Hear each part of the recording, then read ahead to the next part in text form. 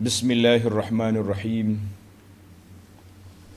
Alhamdulillahi rabbil alamin. Wassalatu wassalamu ala rasuli rabbil alamin. Nabiyyina wa habibina wa qudwatina Muhammad ibn Abdullah wa ala alihi wa sahbihi wa man sar ala nahjihi wa ihtada bihadihi wa istanna bisunnati ila yaumiddin. Amma ba'du. Muslimin dan muslimat, para penonton, para pelajar sekalian, Assalamualaikum warahmatullahi wabarakatuh. Alhamdulillah, kita panjatkan kesyukuran kepada Allah Azza wa Jalla kerana pada pagi Isnin 3 Zulqa'dah 1442 bersamaan dengan 14 hari bulan Jun 2021, kita dapat mulakan pengajian kita surah Al-Mu'minun. Surah Al-Mu'minun, surah yang ke-23, bermula juga juzuk yang ke-18. Juzuk yang ke-18. Surah 23, juzuk yang ke-18. Jadi para jemaah sekalian, kita mulakan surah ini dengan baca ayat-ayat yang kita nak tafsirkan. InsyaAllah bermula dari ayat yang pertama sehingga ayat yang ke-11. Ayat pertama hingga ayat 11. Sebelum itu, selepas kita baca beberapa ayat, kita pergi kepada muqaddimah dan intisari surah. Kemudian baru kita masuk kepada tafsir ringkas dan juga tadabbur beberapa ayat yang dipilih daripada ayat-ayat yang dibaca. Mari kita baca ayat. A'udzu billahis samii'il 'aliim minasy syaithaanir rajiim. Bismillahirrahmanirrahim. Qad aflahal mu'minun alladhina hum fi salatihim khashi'un والذين هم عن اللغو معرضون والذين هم للزكاة فاعلون والذين هم لفروجهم حافظون إلا على أزواجهم أو ما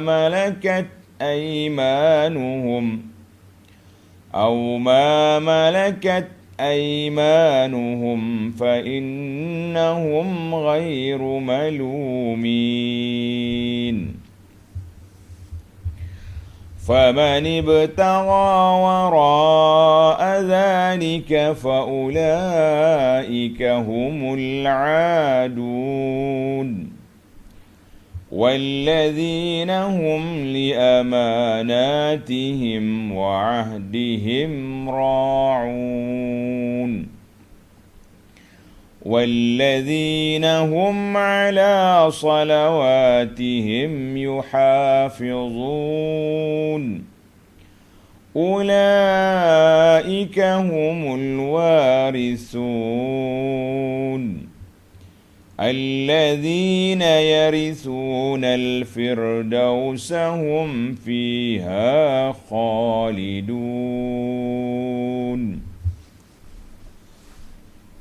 Qad aflahal mu'minun, sesungguhnya berjayalah orang-orang yang beriman. Baik, para jemaah sekalian, sebelum kita masuk ayat, tuan-tuan buka tafsir pimpinan Ar-Rahman Jawi muka surat 711, iaitu muqaddimah surah. Muqaddimah surah. Muqaddimah surah Al-Mu'minun. Surah ini dalam tafsir pimpinan dia mula dengan surah ini. Surah ini diturunkan di Makkah. Dalam bahasa tafsir dipanggil Bayanul Makki wal Madani. Jadi surah ini Makkiyatun, diturunkan di Makkah.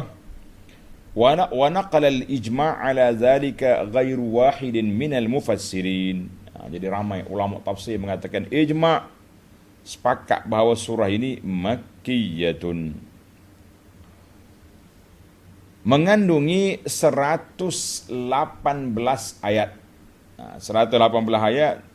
Kita kena tengok tuan-tuan dan puan-puan, surah ini pendek-pendek ayat dia. Ayat dia tidak panjang.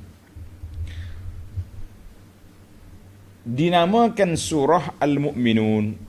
Kita tengok sababu tasmiyah. Kenapa surah ini nama Al-Mu'minun? Al-Mu'minun dari sudut makna perihal orang-orang mukmin, makna sifat orang mukmin. Dalam ayat yang kita baca tadi 1 sehingga 11, Allah Ta'ala telah sifatkan orang mukmin, orang yang berbahagia, orang al-falah, ada 7 sifat. Dan insya-Allah tuan-tuan dan puan-puan letak semangat untuk meraih menjadi orang mukmin dengan 7 sifat yang telah disebut oleh Allah Azza wa Jalla dalam permulaan surah ini. Insya-Allah. Kerana sifat-sifat mereka dan balasan yang sebaik-baiknya, ada 7 sifat tadi, yang akan mereka dapati akan ada disebutkan pada ayat-ayat 1 hingga 11. Dalam sebuah hadis, tanda hadis ini akhrajahu Muslim, mana hadis sahih insya-Allah. An Abdullah bin Sa'ib As-Sa'ib, ada alif lam, Abdullah ataupun Abdullah bin As-Sa'ib radhiyallahu anhu qala, Shalla lana an-nabiy sallallahu alaihi wasallam as-subha bi Makkah. Nabi kita sallallahu alaihi wasallam solat subuh di Makkah. Di awal lagi kan surah kita ni, kita kata dah awal lagi. Maka Nabi kita sallallahu alaihi wasallam solat subuh di mana? Di Makkah. Fastaftaha surat al-mu'minun. Ataupun kalau bahasa tu surat al-mu'minin. Kadang-kadang jemaah rasa pening, kenapa sekali mu'minun, sekali mu'minin, sekali Abu Bakrin, sekali Abi Bakrin. Dia kena tengok kepada kedudukan. Kalau ada huruf ja depan, kalau ada, dia adalah istilah bahasa Arab ni.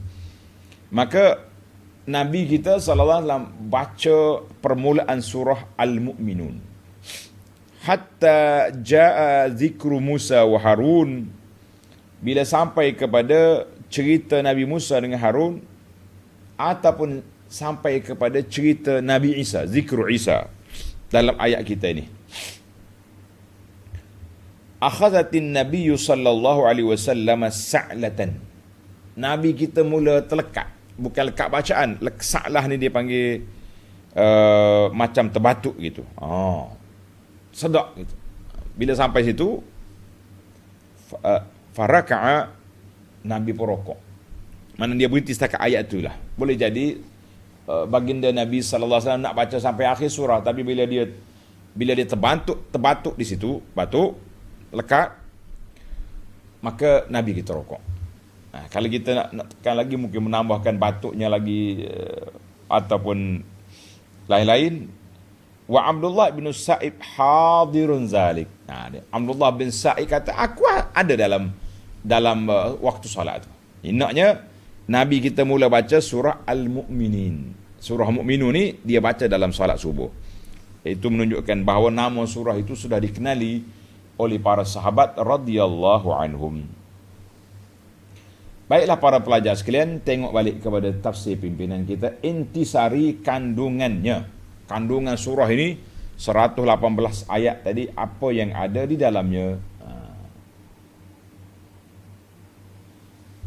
menerangkan bahawa orang-orang yang beriman yang tetap berjaya dan diredai oleh Allah Azza wa Jalla ialah mereka yang mengerjakan sembahyang dengan sempurna dan khusyuk. Satu, yang menjauhkan diri dari perbuatan dan perkataan yang sia-sia. Dua, yang berusaha membersihkan hartanya dengan menunaikan hak harta itu. Apa dia? Zakat, kan? Yang menjaga kehormatannya dari perhubungan jenis yang haram. Dan yang menjaga amanah serta menepati janjinya. Dalam ayat ini insya-Allah kita detail nanti ada 7 sifat. Setelah menerangkan perihal kejadian manusia dan nikmat-nikmat yang telah dikurniakan kepadanya dan kisah nabi-nabi yang telah lalu dan kaum masing-masing, lalu menerangkan perihal Nabi Muhammad sallallahu alaihi wasallam dan golongan kafir yang menentangnya pada zaman dia. Kemudian menerangkan bahawa harta kekayaan, anak pinak, keluarga yang ramai, family besar, pangkat kebesaran dan pengaruh kekuasaan yang telah diberikan oleh Allah Ta'ala kepada orang-orang yang engkar tidak bermakna bahawa dengan itu Allah Ta'ala memberikan mereka kebaikan. Bahkan pemberian yang demikian merupakan ujian. Adakah mereka menghargainya dengan bertaubat dan bersyukur, atau mereka makin bertambah dosa dan tenggelam dalam kesesatan yang mereka pilih itu. Jadi dua ya, nikmat Tuhan bagi ni, sama ada kita insaf, kita syukur, ataupun bertambahnya kufur nikmat, wal-iyazubillah. Sebaliknya ditegaskan bahawa orang-orang yang beriman, yang taat mengerjakan suruhannya dan menjauhi larangannya, merekalah yang segera mengerjakan kebaikan dan berada di barisan depan dalam mencapainya. Jadi orang panggil orang barisan hadapan ni, orang yang baik. Ditegaskan pula bahawa dalam Islam tidak ada perintah-perintah Allah yang menyusahkan atau memberati. Kan dalam dia kesinambungan kepada surah yang lepas, wa ma ja'ala 'alaikum fid dini min haraj, kan. Orang yang sihat dan orang-orang yang uzur masing-masing dapat mengerjakan ibadat, menjalankan tugas sekadar kemampuan dan kesanggupan yang mereka mampu lakukan. Ini dia panggil keindahan Islam, mahasinul Islam. Indahnya Islam dengan sebab apa? Dengan sebab adanya kelonggaran, rukhsah, keringanan di dalam syariat kita. Alhamdulillah. Setelah mengemukakan dalil-dalil yang membuktikan keesaan Allah Ta'ala dan kekuasaannya, dan mendedahkan kesesatan kaum kafir musyrik, semoga mereka insaf, lalu memberi petunjuk supaya Nabi Muhammad sallallahu alaihi wasallam menolak kejahatan golongan kafir yang menentangnya dengan cara yang sebaik-baiknya. Bukan sahaja dengan bersabar dan memaafkan mereka, bahkan juga dengan berbuat baik kepada mereka, kerana Allah Ta'ala jualah yang akan membalas kejahatan mereka dengan seadil-adilnya. Surah Al-Mu'minun ini diakhiri dengan memerintahkan Nabi sallallahu alaihi wasallam dan umatnya supaya sentiasa memohon keampunan Allah Azza wa Jalla dan rahmatnya, semoga mereka selamat sentosa di dunia dan juga akhirat. Itu dia panggil intisari surah yang ada dalam tafsir pimpinan. Dan dalam tafsir yang saya baca ini, Al-Muharrar, ada beberapa poin yang juga disusun, senang untuk kita bincangkan. Dia panggil maqasidus surah. Objektif surah ini apa dia? Yang pertama, tahqiq al-wahdaniyah wa ibtalus syirk. Nak merealisasikan keesaan Allah Azza wa Jalla dan nak membatalkan segala bentuk syirik, segala bentuk syirik. Mana ayat ini menekankan kepada keimanan kepada Allah Azza wa Jalla. Yang kedua, taqrirun nubuwah, menetapkan kenabian Nabi kita Muhammad sallallahu alaihi wasallam dan menolak sebarang bentuk hujah, penyelewengan, syubhat, keraguan yang ditimbul oleh golongan-golongan yang menentang Nabi sallallahu alaihi wasallam. Objektif yang ketiga, ad-dalalah ataupun ad-dilalatu ala akhlaqi ahli Islam. Surah ini juga mengajar kita tentang akhlak orang Islam. Ada beberapa akhlak yang kita kena belajar. Alhamdulillah. Baiklah para jemaah sekalian, adapun tajuk-tajuk yang dibincangkan dalam surah ini, dalam tafsir Al-Muharrar kata ada 10 tajuk, sebagaimana yang telah kita sebut sebahagiannya dalam intisari surah tadi. Tapi kita sebut secara orang panggil secara poin, kan? Senang untuk nak tanda. Yang pertama, Allah bayangkan, Allah sebut dalam ayat ini 7 sifat orang mukmin dan apa balasan yang disediakan oleh Allah Azza wa Jalla untuk mereka. Yang kedua, zikru atwari khalqil insan. Allah Ta'ala sebut peringkat kejadian manusia. Ini menunjukkan kuasa Allah Azza wa Jalla untuk nak bangkit semula, hidup balik selepas daripada mati. Yang ketiga, bayanu ba'd mazahiri qudratillah, menjelaskan sebahagian daripada tanda-tanda yang zahir menunjukkan keagungan kekuasaan Allah Azza wa Jalla ke atas alam ini. Yang keempat, zikru janibin min qasasil ba'dil anbiya, menyebut beberapa cebis sedikit daripada kisah nabi-nabi dan juga sikap mereka terhadap penentang mereka, dan apakah akhir kesudahan pertembungan di antara nabi dengan penentangnya.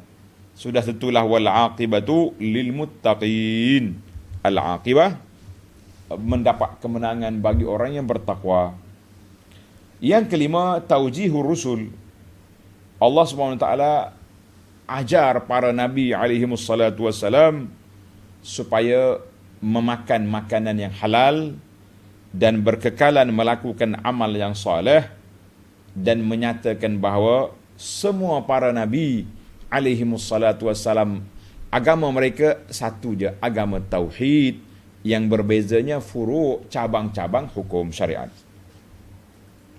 Yang keenam, menyatakan sikap orang musyrikin terhadap dakwah para nabi alaihi wassalatu wassalam sampai ke hari kiamat. Bukan setakat sekarang, sampai hari kiamat dakwah nabi itu akan bertempur dengan penentang-penentang sikap puak kafir itu. Yang ketujuh, zikru ba'dil adillah. Allah Ta'ala juga sebut sebahagian daripada dalil-dalil yang menunjukkan kepada wahdaniyah, keesaan Allah Azza wa Jalla. Yang ke-8, Allah ajar Nabi sallallahu alaihi wasallam an yaghuddu, supaya abaikanlah sebahagian daripada kejahatan ataupun perangai huduh, perangai tak baik puak-puak kafir, dan kita tunjukkan akhlak kita yang baik untuk berdepan dengan akhlak mereka yang buruk. Jadi kita para pendakwah pun tunjuklah akhlak yang baik walaupun orang buat tak baik kepada kita. Yang ke-9, Allah SWT sebut salah satu daripada tanda-tanda kiamat itu, iaitu apa yang berlaku kepada orang kafir ketika dia nak mati. Nak mati, dia boleh tengok suasana yang sangat menakutkan, wal'iyazubillah. Kemudian diakhiri surah ini yang ke-10, khutimatis suratu, ditamatkan surah ini dengan arahan bimbingan pimpin Allah SWT mengarahkan Nabi sallallahu alaihi wasallam dan umatnya supaya banyak memohon keampunan dan rahmat serta maghfirah daripada Allah Azza wa Jalla. Baiklah para jemaah sekalian, itu muqaddimah perbincangan surah. Jadi kita masuk kepada tafsir ayat kita insya-Allah. Muslimin dan muslimat para jemaah yang dihormati dan dikasihi sekalian, surah Al-Mu'minun, surah yang ke-23, juzuk yang ke-18. Bismillahirrahmanirrahim. Biasanya awal surah akan ditulis dengan Bismillahirrahmanirrahim. Kecuali satu je surah yang tak ada Bismillah. Surah apa? Surah apa? Para pelajar tanda, siapa dia tahu tulis. Surah apa yang tidak ada Bismillah? Dalam 114 surah, 113-nya ada ditulis Bismillah, dan satu je surah tak ada Bismillah. Nama dia surah Al-Bara'ah. Bara'atun minallah. Dia terus mula dengan Bara'atun minallahi wa rasulih. Panjang dah kita bincang dulu, tuan-tuan boleh tengok dalam rakaman. Ada bahagian daripada pelajar yang baru ikut kelas pengajian kita. Untuk maklumat para pelajar, alhamdulillah, semua kuliah yang kita sampaikan sudah ada rakamannya dari awal Bismillah, dari awal Al-Fatihah sampai ke saat ini. Dan dari juzuk yang ke-27 sampai juzuk 30. Jadi kita mula PKP dulu, kita mula dari juzuk yang ke-30. 30, 29, 28 sampai 27. Kemudian kita balik semula ke surah yang daripada awal. Alhamdulillah. Daripada awal, bukan daripada awal Fatihah, yang saya sambung balik yang telah kita baca dari awal. Baiklah para pelajar sekalian, surah Al-Mu'minun. Bismillahirrahmanirrahim, dengan nama Allah yang Maha Pemurah lagi Maha Mengasihani. Kita pun kalau nak tulis apa-apa pun, nak tulis surat ke, nak tulis wasiat ke, nak tulis apa saja, nak tulis makalah, biarlah ada Bismillahirrahmanirrahim sebagai tanda orang yang beriman. Nabi kita sallallahu alaihi wasallam ajar supaya kita mula dengan bismillah. Ni kita kadang-kadang, saya mengajar di college. Pelajar-pelajar kita ni dia tak ada bismillah tulis, pakai tulis gitu ya. Kita kata kita ni belajar di college Islam. Kita bukan belajar di universiti barat. Universiti barat memang tak boleh tak tulis bismillah pun tak ada masalah, sebab kebanyakannya penyelia supervisor tu kafir buat dia tu. Dia mana ada tulis bismillah kan? Kalau tulis pun dia tak beriman. Baik. Ada yang Islam, tapi begitulah realiti hidup. Qad aflahal mu'minun. Allahu Akbar. Sesungguhnya berjayalah. Aflaha ay faza wa zafir. Berjayalah. Mendapat kemenanganlah. Mendapat kejayaanlah orang-orang yang beriman.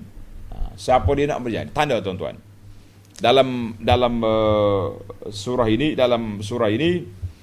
Allah Subhanahu Wa Taala sifatkan kepada kita dengan 7 sifat.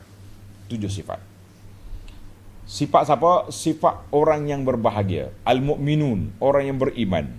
Orang beriman, orang nak berjaya, orang nak bahagia. Yang pertama sekali Allah kata, orang yang beriman, orang berjaya. Tengok nota di bawah. 1056. Orang-orang yang beriman, yang tetap berjaya mencapai keselamatan hidup di dunia dan kebahagiaan yang kekal di akhirat kelak. Siapa? Ialah orang-orang yang mengerjakan suruhan Allah dan menjauhi larangannya yang diterangkan dalam ayat-ayat yang berikut. Kita ni, alhamdulillah para jemaah sekalian, Allah Ta'ala anugerahkan kepada kita kitab hidayah yang membimbing kita ke jalan yang diredai oleh Allah Azza wa Jalla. Kita nak dapat jalan Allah redha, macam mana nak buat? Kita kena buat ikut apa yang telah ditetapkan oleh Allah Azza wa Jalla. Itu yang pertama, beriman. Maknanya syarat nak mendapat kebahagiaan itu mestilah bermula dengan iman. Kalau orang tak beriman, dia buat benda baik, maka perkara baik yang dia buat itu tidak diterima oleh Allah Azza wa Jalla. Tidak diterima oleh Allah Azza wa Jalla sebab dia tidak ada kunci. Kunci penerimaan amal duduk di mana? Al-iman. Kemudian syarat qabulul amal pula al-ikhlas. Yang pertama, yang kedua mutaba'atun nabi. Ikut apa yang diajar oleh Nabi sallallahu alaihi wasallam. Baik. Yang pertama, beriman. Mu nak jadi orang bahagia, yang pertama orang beriman. Yang kedua, alladzina hum fi salatihim khashi'un,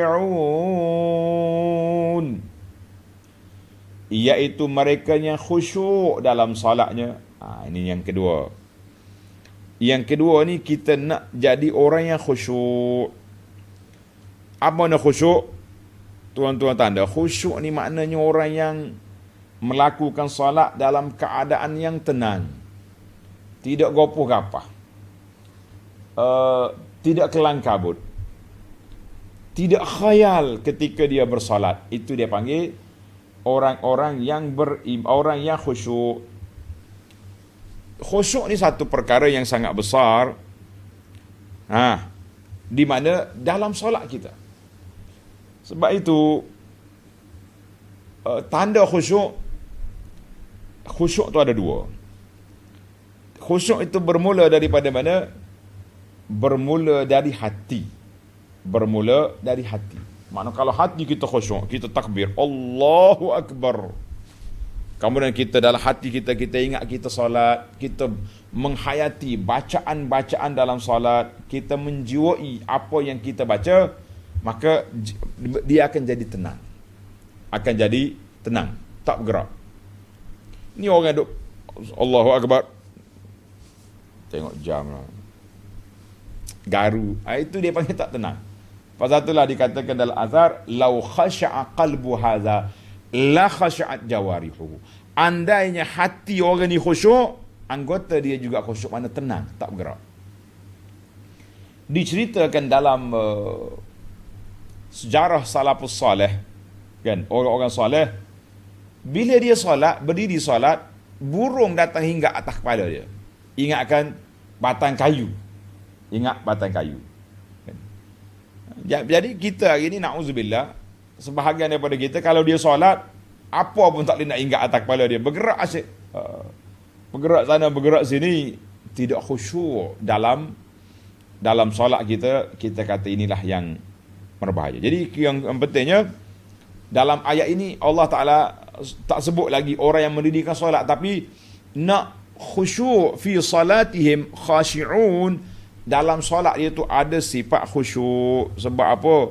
Bila orang tu khusyuk, maka itulah yang dikatakan orang yang mendirikan solat dengan sebenar-benarnya. Kita ni solat juga, tapi khusyuk ada ke tak ada? Itu yang kita takut hari ni. Khusyuk ni di antara perkara yang besar, yang awal hilangnya daripada hati umat Islam. Ramai orang solat, selepas solat tak ada perubahan apa-apa dalam hidup dia. Lepas solat, dalam solat dia boleh fikir, lepas solat ni aku nak pergi ambil riba, nak pergi pinjam duit dengan sistem keuangan yang bukan Islamik, maknanya panggil yang sistem riba punya, kan. Lepas solat ni aku nak jawab SMS, nak mengumpat orang, nak buat tuduhan jahat kepada orang. Itu dia panggil, maknanya hati tu tidak khusyuk. Sebab itulah kata Ibn Rajab rahimahullah, dia kata as-sair al-masiru ila Allah sairun bil aqdam. Orang nak berjalan kepada Allah, sairul qulub, berjalan dengan hati. Kita nak berjalan, nak selesaikan dunia kita berjalan dengan kaki. Alhamdulillah, tuan-tuan boleh baca dalam poster yang telah kita bagikan kepada para jemaah. Di Facebook pun ada, iaitulah berjalan kepada Allah dengan hati, berjalan kepada manusia dengan kaki. Allahu Akbar. Jadi kita naknya khusyuk ni masalah hati. Lau khasha'a, kalau khusyuk hati orang solat ni, la khasha'at la jawarihu, maka anggota dia juga khusyuk. Dia tak bergerak, tak banyak masalah. Dan dia memahami tip khusyuk macam mana. Panjanglah tuan-tuan. ada buku kitab yang saya syarahkan ringkas, nama dia Munyatul Musalli. Itu kitab lama lah, kitab klasik. Syekh Daud Al-Fatani rahimahullah ta'ala, dia tulis kita beberapa tip khusyuk dalam salat. Panjang sikit lah sebab bahasa lama. Tapi kalau tuan-tuan tengok, beli kitab ni sambil tengok dalam video yang saya syarahkan, insya-Allah tidak ada perkara yang payah. Baik, kita pergi kepada maknanya orang khusyuk ni hati dia tenang, dia baca ayat yang dia baca, dia tadabbur, dia memahami bacaannya, anggota dia tak banyak bergerak. Itu di antara tanda orang khusyuk. Yang ketiga, sifat yang ketiga, wallazina hum 'anil lagwi mu'ridun,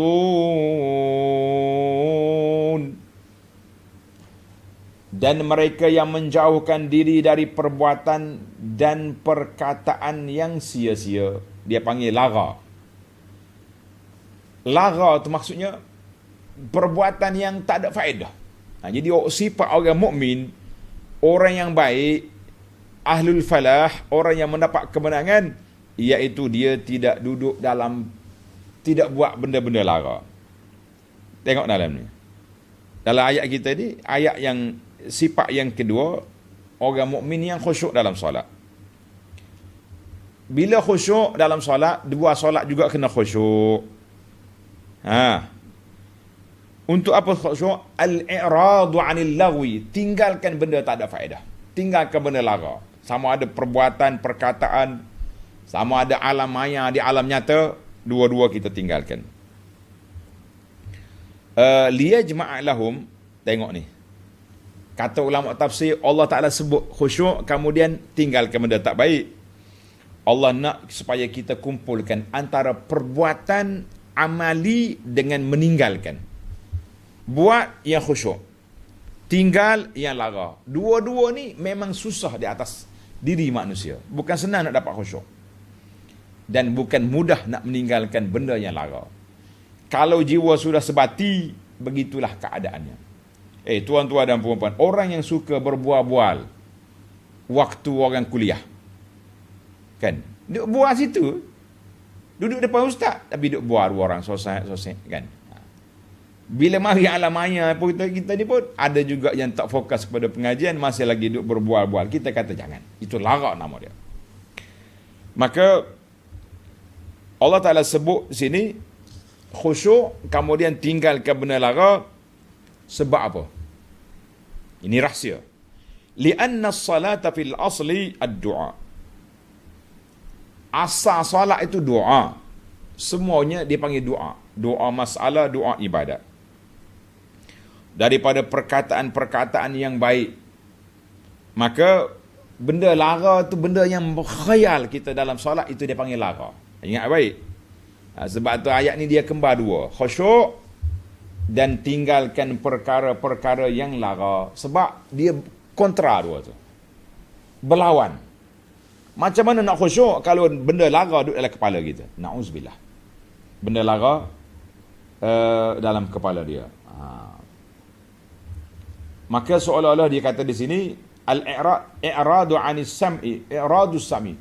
Jauhkan diri daripada mendengar benda tak baik dan lidah daripada berkata benda yang tak baik. Inilah yang dikatakan khusyuk. Maknanya kalau orang khusyuk dalam solat dia, luar solat dia pun kena khusyuk juga. Jangan khusyuk dalam solat, luar solat buat. Tak. Luar solat dia mengeluarkan perkataan-perkataan caci maki, perkataan lucah, perkataan kotor, kan? Tak. Bukan itu orang khusyuk dalam solat. Maka di antara sifat orang yang baik itu, anil lagwi mu'ridun. Tinggalkan benda-benda yang lara. Tanda tuan-tuan, Ibnul Jauzi dalam kitab dia, tafsir dia, Zadul Masir, dia kata apa? Maksud al-laghu dalam ayat ini. Tanda tu pelajaran. Maksud al-laghu dalam ayat ini ada 5 pandangan ulama. Yang pertama, asyirk. Paling tinggi sekali lara yang paling besar dalam dunia ni, syirik. Sebagaimana kata Luqman, inna syirka la zulmun azim. Zalim yang paling besar syirik. Yang kedua, perkataan batil. Apa saja perkataan batil, maka itu dia panggil laga. Yang ketiga, al-ma'asi. Segala bentuk maksiat, mengumpat ke, mengeji orang ke, kan? Itu dia panggil laga yang ketiga. Yang keempat, al-kazib. Perkataan bohong, dusta. Itu laga. Yang kelima, asyatmu wal-adha. Maki, caci, celaan, cercaan, itu juga laga. Jadi kata di para ulama, kullu la'ibin walahwin. Semua benda hak main-main yang sia-sia, wa kullu maksiatin, semua jenis maksiat lara belakalah tu. Bila Allah Taala sebut walladzina hum 'anil lagwi mu'ridun, orang yang meninggalkan benda yang lara, maka semua jenis bentuk maksiat laralah dia. Jadi kita kena tinggalkan benda lara, benda yang tidak ada faedah ini. Allahu Akbar. Masya Allah, tabarakallah. Jadi kita bebaskan diri kita daripada benda-benda yang lara. Kadang-kadang benda tidak maksiat, kan? Buah kosong, kata orang. Buah kosong ni mana buah cerita Pak Pandi. Cerita Pak Pandi, cerita mengair ikan contohnya, mancing ikan, tak ada menyentuh hal peribadi orang, kan? Kalau bentuk hal peribadi, nama mengumpat, itu dosa. Itu pun lara. Sebab kita menghabiskan masa yang Allah beri kepada kita. Masa ini tak akan berulang. Masa yang kita guna ini dia tak akan berulang. Artinya kalau kamu tak gunakan untuk ibadat, untuk kebajikan, lara. Rugi. Itu lara yang tidak kata dalam bahasa Qawi ini dia panggil positif tapi tidak berisiko. Itu lara saja, habis masa saja. Tapi kalau yang berisiko, lara campur dengan mengumpat, mengeji, itu semua lara berisiko. Jadi kita kena guna juga bahasa zaman Covid ni, kan. Tidak berisiko. Satu lagi, tidak bergejala. Maaf semua. Tidak lara yang tidak bergejala. Buah cerita-cerita apa, cerita kayu. Kalau kita buat dengan isteri, Nabi SAW sebut berbual dengan isteri tidak masuk benda lara. Sebab benda menyukakan isteri itu benda baik. Jadi kita kena ada masa lah, tak? Nak tidur 10 minit, 15 minit, bual-bual, bincang-bincang. Cuma saya satu je saya nak pesan ke isteri ni. Kalau dekat nak tidur tu jangan duduk kemukakan isu-isu yang berat, yang boleh menghilangkan, mengantuk orang tua sebelah tu. Nyaya dia. Ni nak tidur cakap, bang, kita ni berah tak ada, tu tak ada, ni musim PKP. Alah, orang tua pun duduk fikir panjang, besok nak berhutang dengan siapa, nak pergi ketuk pintu rumah YB ke, rumah penghulu ke. Maka jangan. Kita ambil benda-benda yang suka-suka je, yang boleh tidur dengan senyum, kan. Baiklah. Masya Allah, tabarakallah. Baik, kita pergi kepada ciri yang keempat. Walladzina hum lizzakati fa'ilun, dan mereka yang berusaha membersihkan hartanya dengan menunaikan zakat harta itu. Jadi para jemaah sekalian, bila sebut solat, khusyuk, fokus, tidak lara, kemudian diikuti dengan zakat. Tengok dalam Quran ni, kasratut ta'akhi bainahuma. Banyak kali Allah Ta'ala sebut dalam Quran kembar di antara solat, zakat. Solat, zakat. Kenapa? Tanda tuan-tuan. Sebab apa? Dia kata zakat ini, zakat membersihkan harta. Zakat membersihkan harta, solat membersihkan jiwa. Dua tu kembar. Kita hidup atas dunia ni, dia ada zahir dan batin. Zahir dan batin. Yang zahir, yang kita buat zahir ni, solat, berdiri, tunduk. Tapi yang batinnya khusyuk dalam hati. Tanda-tanda kita iman yang zahir juga, tanda dia kita boleh keluarkan zakat. Sebab Allah Ta'ala gambarkan manusia dengan harta, yuhibbunal mala hubban jamma. Allahu Akbar. Manusia ni sayang ke harta dia, sayang betul-betul. Orang Kelantan kata, saya sengoti. Saya sengoti tu maknanya, memang sayanglah kita kepada harta kita ni kan, sayang. Tapi bila kita tahu ini hak pakai miskin, 1/40 daripada harta aku hak pakai miskin, dengan murah hati senyum ya kita pergi pusat zakat, kita bayar. Sudah bayar zakat, dapat resip bayar zakat, senyum, alhamdulillah saya sudah tunaikan hak tanggungjawab. Masya-Allah tabarakat. Hadza Nabi sebut dalam hadis, as-sadaqatu burhan. As-sadaqatu burhan, maknanya sedekah itu tanda orang beriman. Tanda orang beriman. Jadi kata di para ulama tafsir, maksud zakat di sini zakat harta. Zakat harta. Ada juga sebahagian ulama kata zakat jiwa. Kalau kita nak pakai dua-dua pun boleh lah. Maknanya solat bersih jiwa, bersih harta kita kata alhamdulillah. Baik, kita pergi kepada yang kelima, berpindah daripada solat, zakat, ini hak harta. Kita pergi pula kepada kekeluargaan, kehormatan diri. Allahu Akbar. Dia panggil hormat, kehormatan diri. Maknanya ini sifat yang kelima. Walladzina hum li furujihim hafizun. Dan mereka yang menjaga kehormatannya, kehormatan dirinya, tengok 58, yakni yang menjaga nafsu syahwatnya dari perbuatan zina, liwat, perhubungan jenis, LGBT dia panggil, jantan sama jantan, tina sama tina. Na'udzubillah. Itu semua ataupun perbuatan yang tak baik lah, apa saja benda. Jaga kehormatan diri, kemaluan dia daripada pergi diletak di tempat yang tidak baik, yang tidak halal. Allah Ta'ala buka pintu halal, berkahwin, tak cukup seorang, boleh pergi sampai 4. Kenapa kamu pergi cari yang haram? Na'udzubillah. Lorong-lorong perkahwinan itu mudah. Dia kata, Ustaz, payah nak poligami, payah poligami sebab awak tak cukup syarat. Kalau cukup syarat, baik okey je. Maaf dah kawan-kawan kita ashabut ta'addud. Anda tengok orang betul-betul mempunyai ciri-ciri kejantanan yang hebat, tak ada bising-bising lepas kahwin, senyap-senyap pergi ke mana-mana. Isteri yang pertama tolong cari kawan untuk dia sendiri.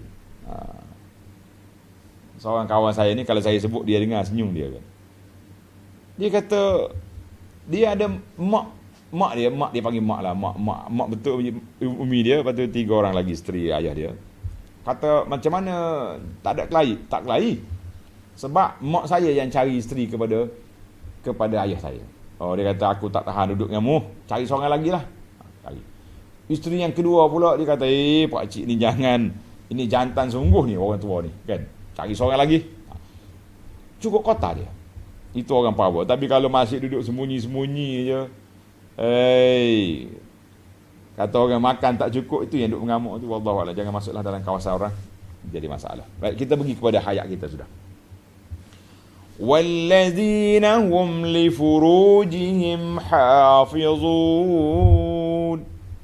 Orang yang jaga faraj, kemaluan dia daripada diletak di tempat yang tidak baik. Mana tempat yang baik? Tengok ayat yang ke-6. Illa ala azwajihim aw ma malakat aymanuhum fa innahum ghairu malumin. Kecuali kepada isterinya. Dia nak lepas nafsu dia, isteri kan ada. Tak cukup seorang, Allah benarkan 4. Pihak wanita pun tengoklah, kalau isteri suami dia tu power, tak cukup seorang, tolong bagilah laluan. Ni duk mengamuk, bakhil hangit. Kenapa? Sampai peringkat saya jumpa seorang, ni cerita betul. Dia mari cerita kat saya dekat tangga masjid. Anda ingat lagi kami berdua duduk cakap di tangga. Dia kata, Ustaz, macam mana saya nak buat? Isteri saya ni memang sangat bakhil. Saya minta nak kahwin seorang lagi, dia tak bagi.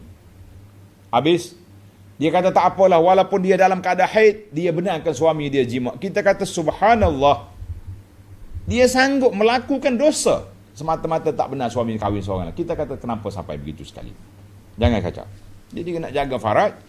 Allah Ta'ala benarkan ala azfi illa min zaujatihim, kecuali melalui isteri dia ataupun isteri azwajihim, isteri dengan suami dia, au ma malakat aimanuhum, atau hamba-hamba sahaya. Zaman-zaman dulu, zaman ada jihad perang dulu, dia panggil hamba sahaya ni tawanan perang. Sebab itulah bila kita nak serang mana-mana negeri, kita berunding dulu. Kamu masuk Islam, negeri ini jadi negeri Islam, kamu sebagai ketua, kami kekalkan di sini, tapi di bawah pemerintahan Islam. Tak nak, balik, bayar jizyah. Tunduk kepada pemerintah Islam, bayar jizyah, cukai. Tak nak, bagi masa 3 hari untuk berlawan. Perang. Bila perang itulah akan timbul risiko besar. Kalau dia menang, kita kalah. Tapi kalau kita menang, semua harta dia dirampas, isteri dan anak-anak dia menjadi hamba. Itu masalah. Kenapa kamu pilih jalan yang berisiko? Jalan yang gejalanya besar kan? Jadi pilih jalan berisiko, risikolah dia. Maka jadilah dia hamba. Tuan-tuan kena ingat, pintu nak jadi hamba ni sempit. Tapi pintu nak membebaskan hamba dalam Islam ni luas. Ada je kafarah bermula dengan itqu raqabah. Merdekakan hamba. Maknanya pintu galakkan merdekakan hamba luas. Itu dalam Islam. Tapi kalau kita baca dalam sejarah orang-orang barat, orang-orang mana perhambaan dia dahsyat kan? Dahsyat. Tapi dia condemn kita, kononnya geng liberal ni, Islam ni memperhambakan orang. Membaca sejarah orang-orang putih, orang barat, apa dia buat tentang perhambaan. Jangan duduk komen tak tu pasal kan. Maka apabila mereka guna saluran yang betul kepada isterinya atau hamba milik dia, maka sesungguhnya mereka tidaklah tercela, ghairu malumin. Baik. فَمَنِ ابْتَغَى وَرَاءَ ذَلِكَ فَأُولَئِكَ هُمُ الْعَادُونَ. Kemudian, sesiapa yang mengingini melepaskan nafsu dia lain dari yang demikian, maka merekalah orang-orang yang melampaui batas. Tak guna saluran isteri, tak guna saluran hamba. Isteri pun ikut jalan dia, jalan pintu depan, jangan pergi ikut lain. Tengok nota di bawah 60. Yakni, sesiapa yang mengadakan hubungan jenis dengan bukan isterinya atau hambanya, guna saluran lain, maka merekalah orang-orang yang melanggar batas. Maka dalam ayat ini para ulama mengatakan semua saluran yang tak baik, saluran yang tak baik, sama ada melalui homoseks ataupun melalui dubur ataupun apa saja, maka itu semuanya jalan yang tak baik. Termasuklah kata di para ulama, haramnya nikah mut'ah, haramnya nikah muhallil. Muhallil ni dia panggil Cina buta. Haramnya perbuatan-perbuatan selain daripada jalan yang diizinkan oleh Allah, maka itu perbuatan haram. Faman ibtagha wara'a zalik, termasuklah keluarkan mani dengan tangan sendiri dan sebagainya. Panjang dalam tafsir ayat ini telah disebut oleh para ulama Islam, faman ibtagha faman iltamasa, siapa dia nak lepaskan nafsu dia lain daripada jalan yang disebut oleh Allah Azza wa Jalla tadi, maka itu dia kira orang yang telah menyimpang daripada fitrah yang benar. Baik para jemaah sekalian, kita pergi kepada sifat yang keenam. Wallazina hum li amanatihim wa ahdihim ra'un. Dan mereka yang menjaga amanah dan janji-janjinya. Tengok nota 61. Yakni Orang-orang yang beriman yang berjaya itu ialah mereka apabila diberikan jawatan, pegang jawatan amanah, kepimpinan ke apa saja, mereka tidak mengkhianati. Kita bimbang sekarang ni, kita boleh amanah, boleh jawatan, mula-mula baik, akad sumpah dengan nama Allah, kemudian sudah dijahanamkan segala jawatan dia. Yang penting kepentingan untuk dia, ini bahaya. Bahkan mereka akan menjaganya serta menyerahkannya kepada tuannya. Manakala orang simpan barang yang kita hantar balik, serah balik bila tuan dia nak. Dan apabila mereka berjanji, mereka tidak mencabulinya, bahkan mereka menepatinya. Kerana perbuatan khianat dan mencabuli janji itu adalah sifat orang-orang munafik, sebagaimana yang telah disebut dalam hadis-hadis Nabi sallallahu alaihi wasallam. Baiklah para jemaah sekalian,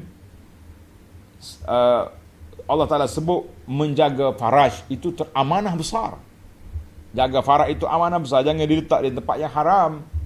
Orang perempuan jangan mengisinya dengan benda yang haram, kan? Maka ayat ini umum amanah. Baiklah, kita pergi kepada walladzina hum li amanatihim wa ahdihim ra'un. Dia jaga amanah dia. Yang ketujuh, walladzina hum ala salawatihim yuhafizun. Dan mereka yang tetap memelihara sembahyangnya. Tadi mula dengan khusyuk. Peringkat yang kedua ni, jaga solat. Khusyuk ke tak khusyuk, jangan buat alasan aku tak solat sebab tak khusyuk. La, selalu solatlah walau apa keadaan sekalipun. Solatlah apa keadaan sekalipun. Solat ini duduk selepas menjaga amanah. Sebab apa? Perjanjian, Nabi kata al-ahdul ladzi bainana, perjanjian, ikatan di antara kita dengan iman, solat. Maknanya siapa dia tak solat, bermakna dia telah mengkhianati amanah yang telah dibuat perjanjian itu. Jadi jaga solat dengan syarat dia, dengan waktu dia, dengan apa segala pun. Kalau kita sudah cukup 7 sifat ini, apa jadi? Ulaika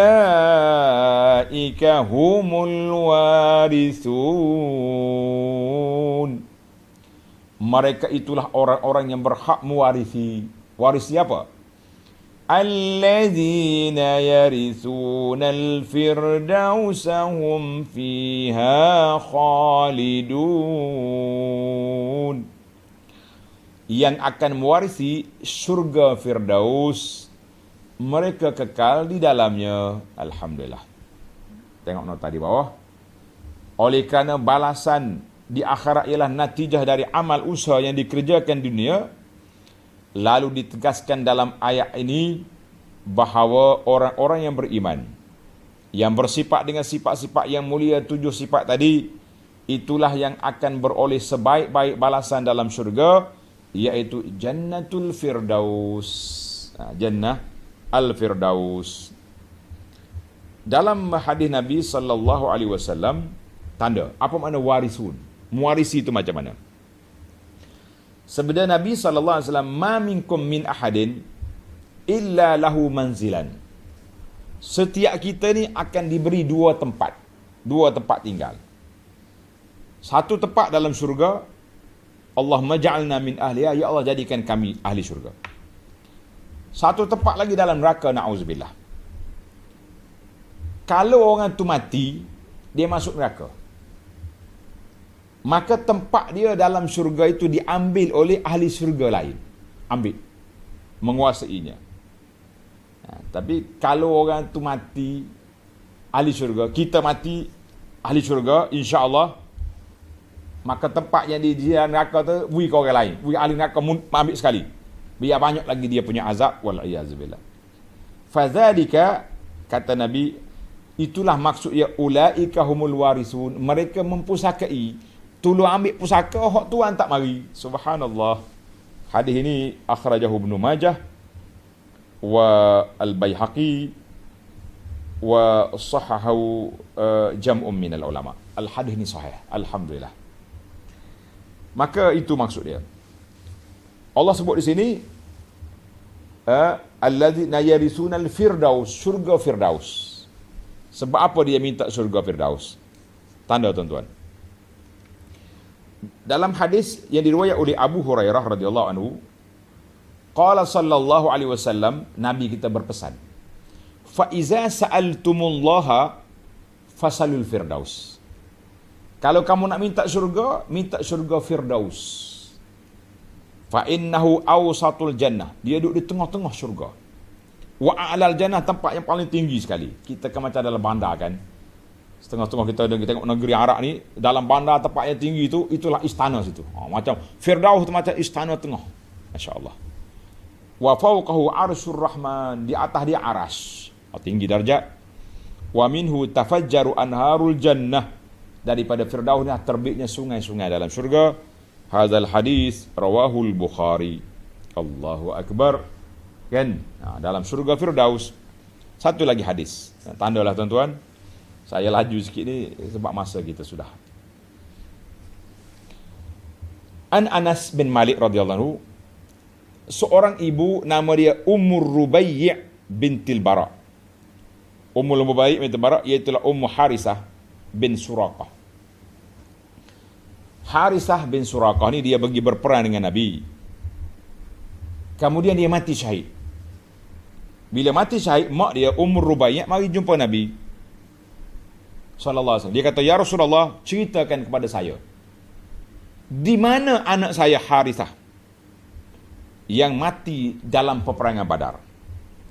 Dalam perang Badar, Harisah duduk berkawal, tiba-tiba datang panah, tak tahu dari mana. Sop, kena dia, mati syahid. Mak dia kata, "Rasulullah," lepas Nabi balik ke Madinah, dia pergi tanya Nabi, "Rasulullah, di mana Harisah? Fa in kana fil jannati sabar." Kalau Rasulullah kata dia duduk dalam syurga, saya tenang, saya sabar. Kalau kata dia tak masuk dalam syurga, aku akan menangis hari ini sekuat-kuatnya. Qala sallallahu alaihi wasallam, "Ya Harisah." Ibu kepada Harisah, "Innaha jinanun fil jannah." Syurga tu banyak, dalam syurga ni banyak. Jannatul Firdaus, Jannatul Adn tu. Wa inna ibnaka Harisah, anakmu, asabal firdaus al-a'la, sekarang sudah berada dalam syurga firdaus yang tertinggi. Allahu akbar. Allahu akbar. Allah marzukna al-firdaus al-a'la minal jannah. Ya Allah, jadikan kami semua pembaca dan pendengarnya daripada penghuni syurga firdaus yang engkau redai ya rabbal alamin. Ya Allah, hidup kami dalam beriman, mati kami dengan beriman, mati kami dengan husnul khatimah, dan masukkan kami serta keluarga kami, pelajar-pelajar kami dalam syurga Firdausil A'la ya Rabbal Alamin. Allahu Akbar. Akhir ayat ini Allah kata apa? Hum fiha khalidun. Mereka kekal di dalamnya. Jadi orang masuk syurga dia tak keluar dah. Yang ini kekal di mana? Di dalam syurga. Tak keluar-keluar dia dalam syurga, dia keluar. Akan kekal dalam syurga. Alhamdulillah. Baiklah para jemaah sekalian, tamatlah perbincangan kita. Kesimpulan kitanya, 7 sifat orang yang beriman, 7 sifat al-falah, orang yang bahagia, orang yang bertuah. Mudah-mudahan Allah Ta'ala jadikan kita melaksanakan 7 sifat ini supaya kita mendapat kelayakan untuk menghuni al-firdaus al-a'la minal jannah. Amin ya rabbal alamin. InsyaAllah kita sambung lagi perbincangan kita dalam siri akan datang, bermula ayat yang ke-11. InsyaAllah setakat zaman PKP ni, kuliah subuh kita ni setiap hari bermula sekitar 6.30 pagi. InsyaAllah doakanlah supaya kita semua sihat dan dapat mengajar dan belajar, mentadabbur Al-Quran setakat mana yang kita mampu, insya-Allah. Subhanakallahumma hamdika, asyhadu an la ilaha illa anta, astaghfiruka wa atubu ilaik. Wa sallallahu ala nabiyyina Muhammadin wa ala alihi wa sahbihi ajma'in. Walhamdulillahi rabbil alamin. Wassalamu alaikum warahmatullahi wabarakatuh.